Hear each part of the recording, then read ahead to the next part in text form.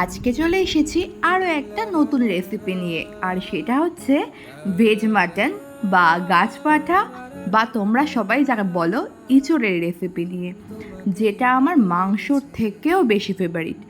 তো এখানে দেখতে পাচ্ছ ইঁচড়টাকে কেটে ধুয়ে পরিষ্কার করে একদম সেদ্ধ করতে বসিয়ে দিয়েছি, আর তাতে সামান্য পরিমাণ লবণ আর হলুদ দিয়ে দিচ্ছি।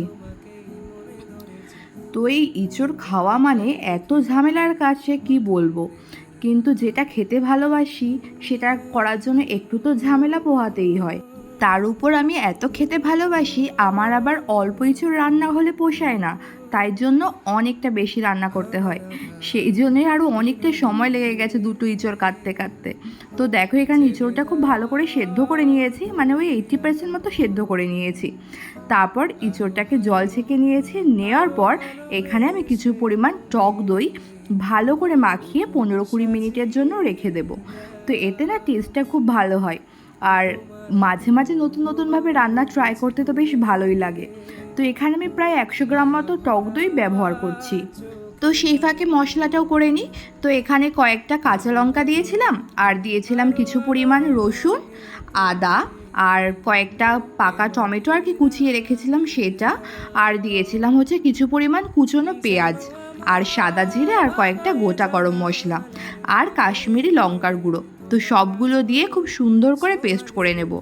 তো এর আগেও বলেছিলাম আমার রান্না করতে কিন্তু বেশ ভালোই লাগে, তবে এই মশলাটা বাটতে হয় না বলে। যদি বাটতে হতো তাহলে হয়তো রান্নাটাকে আমি এতটা ভালোবাসতাম না।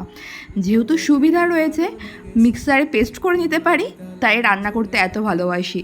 তো যাই হোক, তো এই সব কিছু দিয়ে খুব ভালো করে মশলাটা পেস্ট করে নেব। তারপরে কড়াইয়ে তেলটা গরম হলে আগে থেকে যে আলুগুলো কেটে রেখেছিলাম সে আলুগুলো হালকা করে ভেজে তুলে নেব। তো এই আলু ভাজার সময় আমি সামান্য পরিমাণ লবণ আর একটু হলুদ দিয়ে দিয়েছি। দেওয়ার পর আলুগুলো ভেজে তুলে নিয়ে আলাদা রেখে দেব। তারপর সেই তেলের ভিতরেই আগে থেকে লবণ মাখানো চিংড়ি মাছগুলো হালকা করে ভেজে তুলে নেব। তো যদি ছোট ছোট কুচো চিংড়ি হয় না, তাহলে ইঁচড় চিংড়ির টেস্টটা আরও বেশি ভালো হয়। যেহেতু পাওয়া যায়নি তাই জন্য এই বড়ো চিংড়িগুলোই নিয়ে এসছে। তো আজকে এইগুলো দিয়েই রান্না করছি। তো এই চিংড়ি দিয়ে রান্না করার সমস্যাটা কী বলো তো, এত বড় বড় চিংড়ি মাছ সে যতই আনুক না কেন, সে পাতে শেষ পর্যন্ত ওই একটা দুটো দিয়ে না পোষায় না।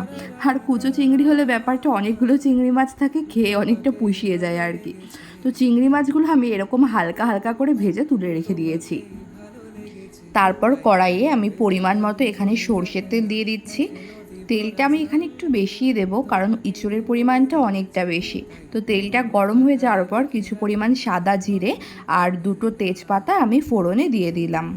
তো আগে থেকে কিছু পেঁয়াজ কুচি আমি আলাদা রেখে দিয়েছিলাম, সে পেঁয়াজ কুচিগুলো এখন তেলের ওপরে দিয়ে দিচ্ছি। আর এই পর্যায়ে আমি কোনো রকম লবণ দিইনি, 2-4 মিনিট এমনিই নাড়িয়ে নেব। তো একটু ভাজা ভাজা হয়ে গেলেই আগে থেকে কিছু পরিমাণ টমেটো আলাদা রেখে দিয়েছিলাম, সেই টমেটোগুলোও আমি তেলের ওপর দিয়ে দিলাম। দেওয়ার পর আমি ওই 1 চামচ মতো লবণ এখানে দিয়ে দিচ্ছি, যাতে পেঁয়াজ আর টমেটোটা খুব তাড়াতাড়ি নরম হয়ে যায়। তো পেঁয়াজ আর টমেটোটা খুব ভালো ভাজা হয়ে গেছে। তারপর আগে থেকে যে মশলাটা আমি করে রেখেছিলাম সেই মশলাটা আমি এখানে দিয়ে দিচ্ছি। দিয়ে খুব ভালো করে কষিয়ে নেব যতক্ষণ না পর্যন্ত মশলাটা থেকে ভালো করে তেল ছাড়ছে। চোখে ঢালো আরো আলো আরো আলো রঙে।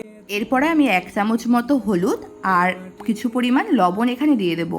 তো আমি যেহেতু ইঁচড় সেদ্ধ করার সময় একটু লবণ আর হলুদ দিয়ে দিয়েছিলাম, সেই অনুযায়ী আমি এখন তরকারিতে লবণ আর হলুদটা দিচ্ছি।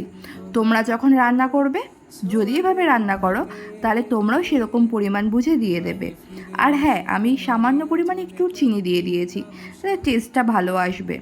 তারপর আমি এখানে আগে থেকে যে দই মাখানো হচ্ছে ইঁচড়টা ছিল, সেই ইঁচড়টা অল্প অল্প করে এখানে ঢেলে দিচ্ছি। তো দেখতেই পাচ্ছ এই পর্যায়ে কিন্তু আমার মশলাটা খুব ভালো করে কষানো হয়ে গেছিলো। তারপরে আমি এর মধ্যে ইঁচড়টা ঢেলে দিচ্ছি। ইঁচড়টা ঢেলে দেওয়ার পরেও আমরা প্রায় 10-15 মিনিট খুব ভালো করে মশলাটার সাথে কষিয়ে নেব। তারপর আমি এখানে সামান্য পরিমাণ মিট মশলা দিয়ে দিচ্ছি। তোমরা চাইলে মিট মশলাটা নাও দিতে পারো, কিন্তু আমার দিলে খেতে বেশ ভালোই লাগে, আর রান্না করার পর টেস্টটা যেন একটু অন্যরকম হয়ে যায়। তো এখানে মিট মশলাটা দেওয়ার পরেও ভালো করে কষাচ্ছি, যতক্ষণ না পর্যন্ত এঁচোড়টা একদম ভাজা ভাজা হয়ে যায় ততক্ষণ পর্যন্ত কিন্তু কষাতে হবে। কারণ মনে রাখতে হবে, যত ভালো করে কষানো হবে টেস্ট কিন্তু তত ভালো হবে।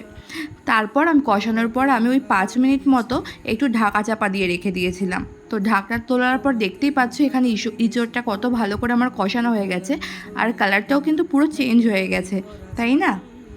তোমাকেই মনে ধরেছে, তাই পুরনো খাতায় লিখে রাখলাম নতুন।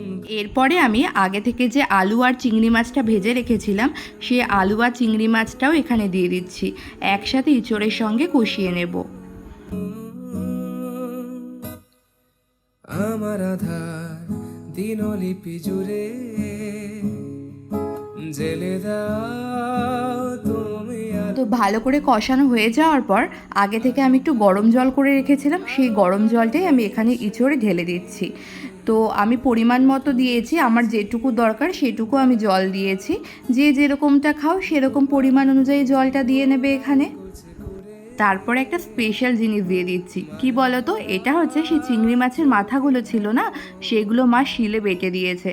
বেটে দেওয়ার পর সেটা ভালো করে কড়াইয়ে ভেজে নিয়েছি, তারপর সেটাই এখানে ঝোলে মিশিয়ে দিচ্ছি। এটা দেওয়ার পর কিন্তু ঝোলের টেস্টটা কিন্তু একদম পাল্টে যায়, তো খেতে আরও সুন্দর লাগে।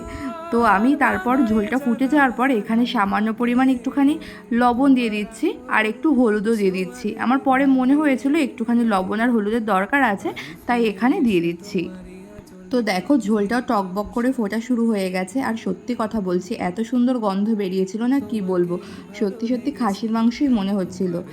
যাই হোক না কেন, নিজের রান্নার তো প্রশংসা নিজে করতে নেই, তবুও বললাম আর কি। তো সত্যি কথা বলছি, আমি ইঁচড় খেতে এত ভালোবাসি, রান্না করার পর থেকেই কিন্তু আমার খাওয়া শুরু হয়ে যায়। ওই টেস্ট করব বলতে বলতে এত খেয়ে নিই যে পরে ভাত খাওয়ার সময় আর পেটে জায়গাই থাকে না। তো দেখো ইঁচড়ের জলটাও পুরো টেনে গেছে। তারপর আমি শেষ পর্যায়ে সামান্য পরিমাণ এখানে ঘি দিয়ে নামিয়ে দেবো। তো এই ঘিটা দেওয়ার পর ইঁচড়ের টেস্টটা আরও সুন্দর হয়ে যায়। তো তোমাদের এই রান্নাটা কেমন লাগলো অবশ্যই জানিও। যদি ভিডিওটা ভালো লেগে থাকে তাহলে প্লিজ পেজটা ফলো করে দিও আর আমার পাশে থাকো। তোমাদের সাথে দেখা হচ্ছে পরবর্তী আর একটা নতুন ভিডিওতে। টাটা, সবাই খুব ভালো থেকো, সাবধানে থেকো।